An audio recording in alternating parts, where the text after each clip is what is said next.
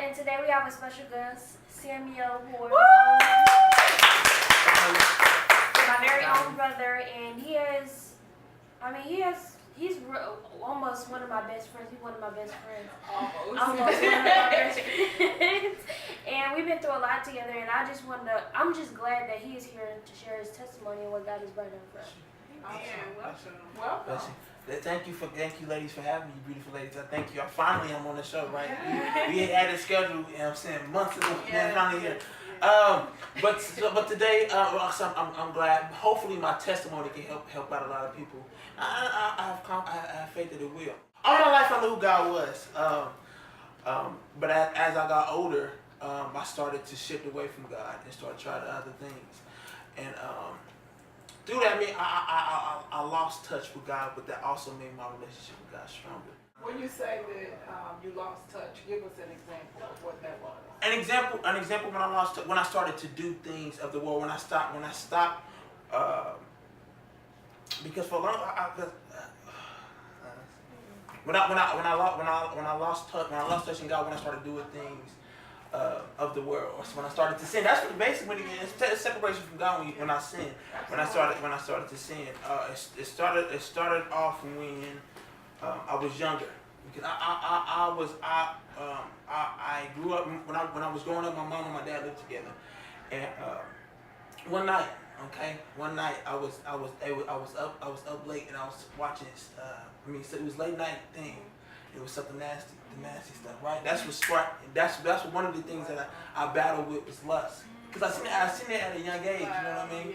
So so once I started to when I was younger, I started to wait till my daddy even go to sleep. Wake up. I'm like 4 or 5. I'm like 4 years old. I seen this, but so that was a big thing. So would you say that was probably when the seeds were planted? Oh, yes. Okay. Yes, images and stuff like that in my head. So, when I started, when I was younger, I wasn't very attractive. Up to my freshman year, that's when I started talking to girls. My freshman year, but I was unattractive. So I wasn't really dealing with ladies and stuff like that. So I didn't really have that, because all of my friends was having sex and stuff like that. They was having sex, and I was the only person that was a virgin in the group. So, and that's a lot of time I'm not being a virgin.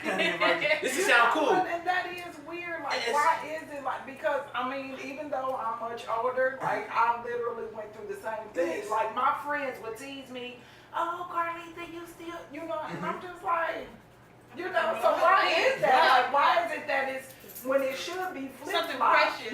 Yes. So. And what's crazy about it was I knew that having sex was bad. And I was a Christian, I know who God was, so I'm like, why would I sit here and brag about being something that God disapproves of? You know what I'm saying? Lying about, I'm a virgin, I do this. Do you think you were trying to conform to high school? Cause me, I didn't even know you was a preacher's kid. I remember you coming to high school and being like, okay, I'm not gonna cuss. And everybody in our group okay, we're not gonna cuss, but we didn't know the reason. Mm-hmm. And you were like, you a Christian, Jay. And I'm like, yeah, but you was like, can people tell you're a Christian? Mm-hmm. And you know what I mean? And it would go times where you would set this trend of not cussing or not doing something we would all do it for a couple of weeks, and then of course, and we would just revert back to it. Do you think you were trying to hide the fact that you're a preacher's kid, or you're trying to? At that point I didn't care. I didn't care what people thought about me. I knew I was a Christian, but when I first came out to Lee Summit, I was nice. I was okay. Let me be nice and stuff. No. I was really nice and stuff like that. But when I was nice, the kids looked at me like, oh my god. So I was like, man. So they didn't start to respect me until I started to pick on them. You know what I'm saying? I became a bad guy. I say whatever. I crack jokes on people. I became a bully. Mm-hmm. So and I was funny, and people, and then that's when people started to drift to me, because I was funny, I used to cuss, I used to do all this stuff, so that's when people started to drift to me. So that's why I kind of took on that persona, that funny, that class clown that hurt people's feelings, not even caring, right? Because so that's why. But I was still firm on not having sex before marriage. I was very in tune with God. It's just that I took on this persona. I was trying to please everybody else. I wanted everybody else to try to fit in. So what was the change? Like what changed you to making you wanted to take God serious and be, the man of God that you are today? When I started to, because I always was very knowledgeable on God. I always had faith. I always had faith. And I always knew God's side was the winning side. I always knew that. But I seen like my friends doing things ungodly and looked like they was still winning, right? They was still getting the girls, still right, exactly, still getting the girls, still getting the clothes and all that, still that. So I'm like, man, I love God, but I want to act like I want to be like him. I started to act like them and wanted to have sex and smoke weed and drink and things like that. So Sam, when we was growing up and stuff like that, Mama and like the pastor y'all used to always say like how Sam was different, like how he don't move how people move, how he do stuff differently than other people. He not like every other young boy. And so like when we was growing up, and I was looking at you, I was like, Sam, it seemed like I was like, I don't know how Sam is different. I don't know why Sam is different, but he just is. So, but when you start growing up, I saw that you used to do like what everybody else used to do. You start changing into conforming to like whatever everybody else used to do. And I just want to know like why. That's one of the biggest. Like I said, that's one of the biggest things. Me focusing on how everybody else was looking at me. So when I was growing up and I was different. I didn't get criticized. I didn't get cracked on. I didn't get anything like that.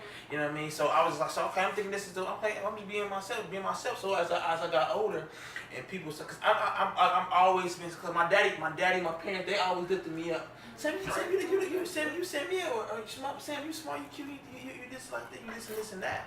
I heard that from my family. So when I started to hear negative things from other people, I'm like, wait a minute, I ain't never heard this before. That's an example of peer pressure too. Peer pressure is no joke. Peer pressure is a big thing for me, and peer pressure is a big thing for me. I'm a people person, so I feed off people's energy.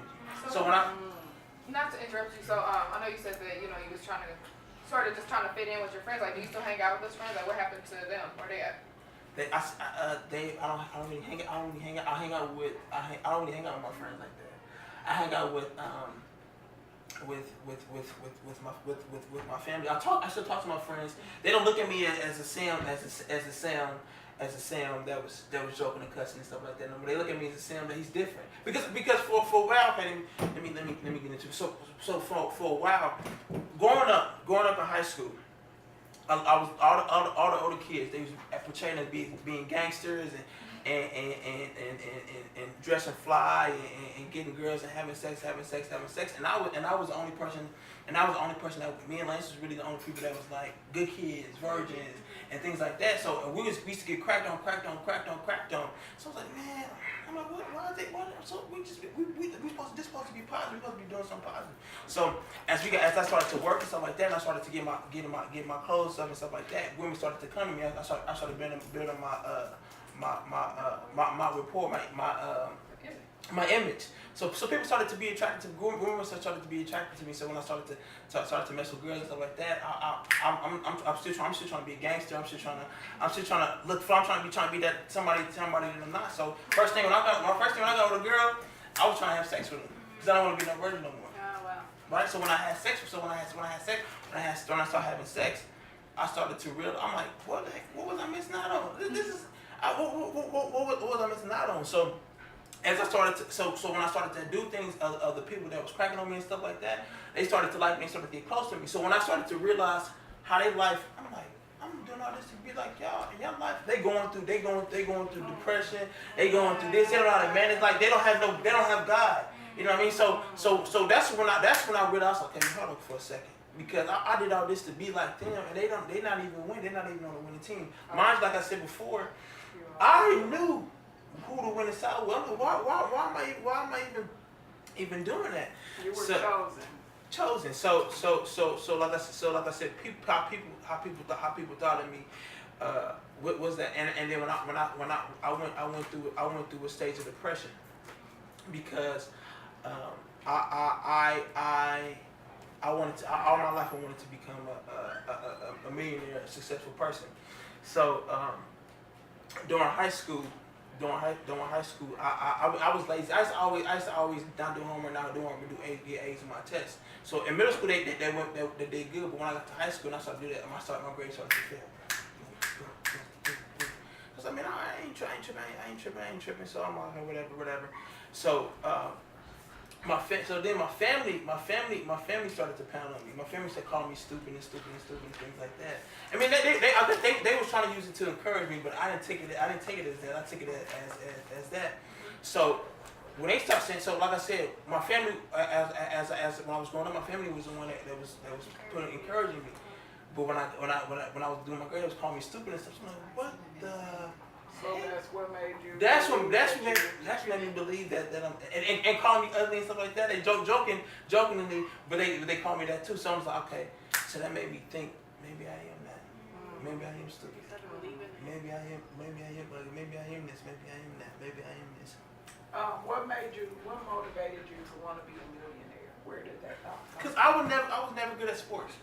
I was never good at sports. Everybody wanted to be a football player and a field player and like that. I always wanted to be. I mean, I was trying to be a football player, but I was never athletic. So my friend, he's still close to me now. My friend Naeem, we was in class and he was like, we was asking, what do you want to be? Everybody said NFL player, and then he was like, I want to be an entrepreneur. I want to be a real estate. Real estate is weird.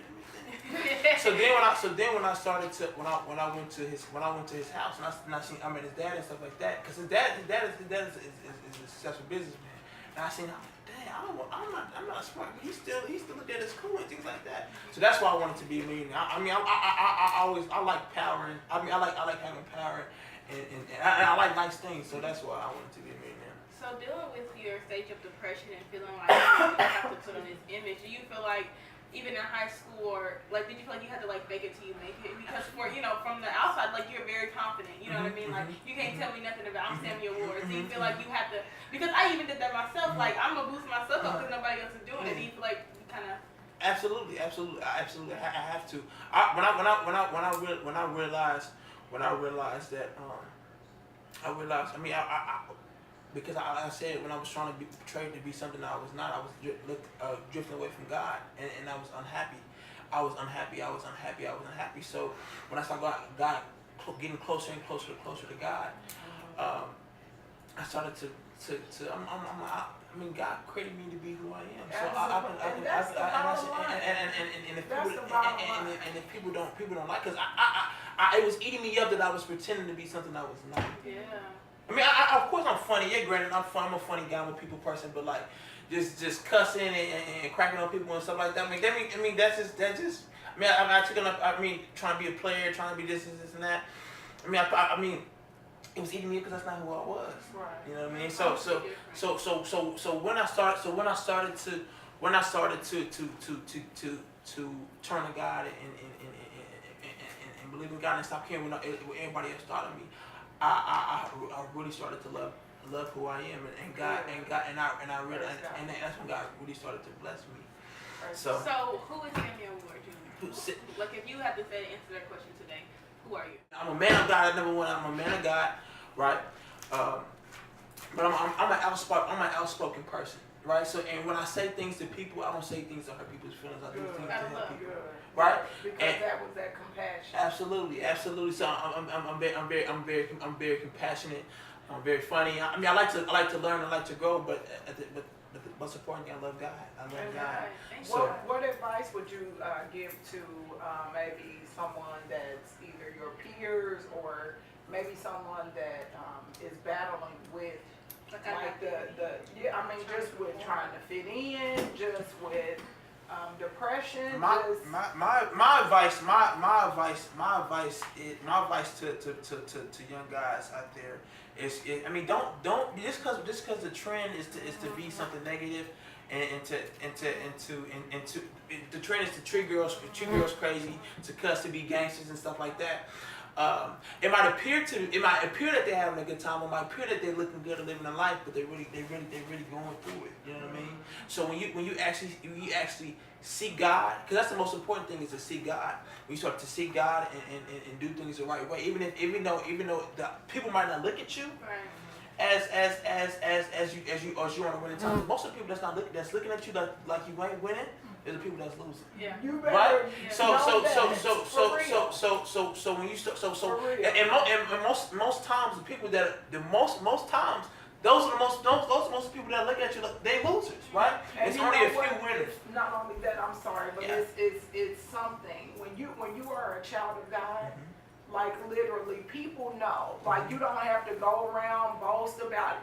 You are confident in who you are. You can stand flat-footed and be like, I am a child of God. It don't matter what you say, like none of that matters. Right, you know what I'm right, saying? right, You right, have right. a job to do. Right, you know, we have a responsibility. Just like people, make fun because you're not doing bad stuff. You know what? Stand flat-footed in who you are. Absolutely. As Absolutely. being a child of God, Absolutely. as being a man of Absolutely. God. You know. Absolutely. And Samyel Ward, we just want to thank you so much for coming out on the show, spreading your testimony, because your story could have went a different route, from you being little and being exposed to all these things, and you just let God get the glory out of your life. Because I've seen, heard a lot of things about, people with identity crisis, and they deal with depression, and they go another route. They don't see God. They go in their flesh, and they turn to drugs or alcohol or girls, money, whatever it is. So we thank God for your testimony. We thank God for you coming on that show today. And don't forget to subscribe.